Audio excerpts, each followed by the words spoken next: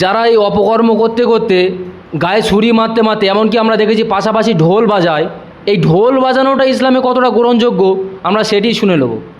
হ্যাঁ, এটাকে আরেকভাবে পালন উদযাপন করে, হ্যাঁ, সেটা হচ্ছে তাজিয়া। আপনারা লক্ষ্য করবেন তাজিয়া, যে বিভিন্ন রথ এবং টানে সেটাকে রথটা, এবং পাশাপাশি কি করে ঢাক ঢোল তবলা, হ্যাঁ, দাম এইসব বাজায়। এখন বিষয়টা হচ্ছে এইটা সম্পূর্ণ কিন্তু নাজায়েজ হারাম এবং অনেকটা শিরিকের পর্যায়ে। কারণ শিরিক এই জন্য, দেখুন ওই তাজিয়া যেটা করা হয়, তারা মনে করে এই তাজিয়ায় অনেক অংশে বিভিন্ন মূর্তি তৈরি করে, এমনকি ঘোড়া তৈরি করে। এইগুলো তো একদম পরোক্ষভাবে প্রত্যক্ষভাবে হারাম শরিয়াতের দৃষ্টিকোণ থেকে। দ্বিতীয়ত এইখানে মনে করা হয়, অনেকে মনে করেন যে হুসেন আলী সাল্লাল্লাহু এখানে আসবেন বা উপস্থিত হচ্ছেন, তাই এইটাও আরও একটা বড় ধরনের শিরিক।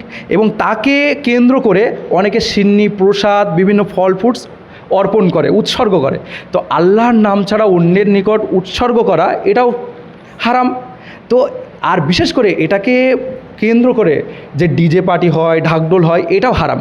আল্লাহ কোরআনে বলছে লাহুয়াল হাদিস, মানে এই ধরনের কর্মকাণ্ডগুলো একটি বাজে কর্ম এবং নিন্দনীয় বিষয়। তো রসুল সাল্লাল্লাহু আলাইহি সাল্লাম একদম পুরো এতে নিষিদ্ধ করে গেছেন। এমনকি এই যে দাব বাজানো, এটাও নিষিদ্ধ। একটা হাদিসে আছে, সুনানে আবু দাউদ শরীফের হাদিসে, রসুল এক সাহাবার সঙ্গে যাচ্ছেন, সাহাবা ছোট, তো রসুল দেখছেন এক জায়গা থেকে বাঁশির আওয়াজ আসছে, বাজনার। তো রসুল কানের মধ্যে দুটি হাত পুরলেন, পুরে তিনি যাচ্ছেন।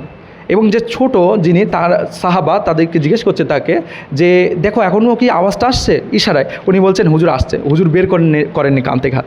এবং পরপর উনি জিজ্ঞাসা করে যাচ্ছেন, এক পর্যায়ে তিনি বললেন যে এখনও কি আওয়াজটা আসছে, বলছে হুজুর আসছে না। তখন হুজুর বের করলেন কান থেকে হাতটা।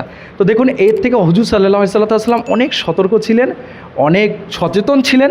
আমাদেরও সতর্ক এবং সচেতন হতে হবে।